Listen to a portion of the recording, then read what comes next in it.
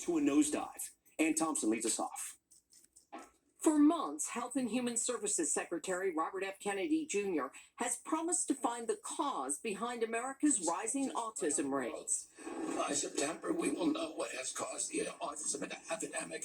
Tonight, the Wall Street Journal, citing people familiar with the matter, says a new HHS report is expected to potentially link autism to pregnant women's use of acetaminophen, the active ingredient in Tylenol. The journal also says the agency will suggest folate as a way to decrease autism symptoms.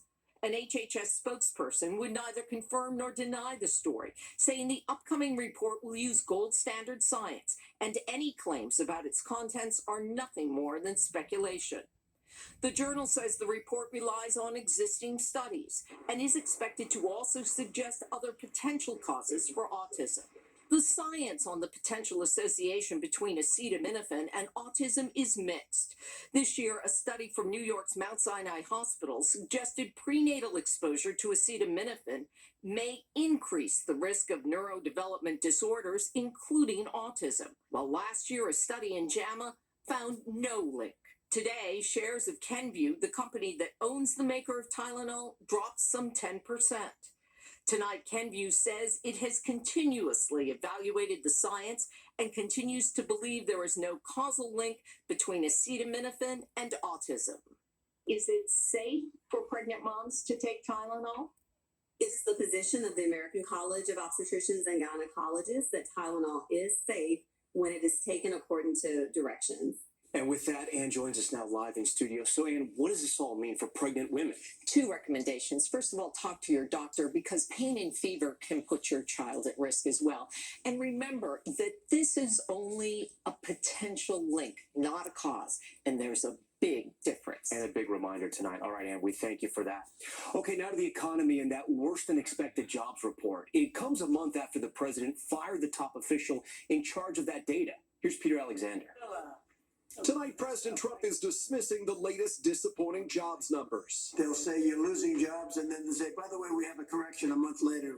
It follows a weaker than expected jobs report. Employers only adding 22,000 new hires in August. And revised numbers show 13,000 jobs lost in June. The first time that's happened since the pandemic. Unemployment ticking up slightly to 4.3%. The White House acknowledges it's a setback. Inflation is low and economic growth is solid. The only part of the data that's disappointing is the jobs numbers. Just last night, the president hosting major tech executives who touted new investments in America. From Mark Zuckerberg at Meta. At least $600 billion through 28 in the U.S. Yeah. To Apple's Tim Cook. 600 billion. 600 billion. Huh? It's a lot of jobs. President Trump insists that will pay off in a year from now. And with these monstrous, huge, beautiful places, the palaces of genius, and when they start opening up, you're seeing, I think you'll see job numbers that are going to be absolutely incredible. But tonight, among those most affected, Black women and young people, the unemployment rate for Black women rising to 6.7%.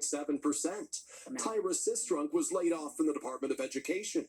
I'm seeing colleagues who are taking definitely half the pay that they were just so that they could have something. Youth unemployment now tops 10%. Leah Bailey is a recent college grad still looking for full-time work. I feel very almost lied to because I thought that if I had a degree, it would help me.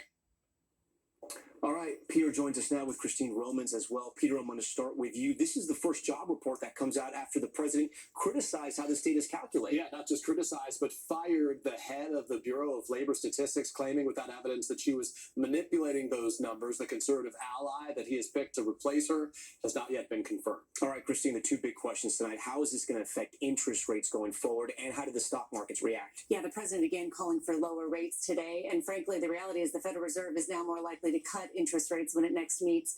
That would lower borrowing costs for homes and cars and all other consumer debt. In fact, Tom, mortgage rates fell today, making this the best time in almost a year to refinance.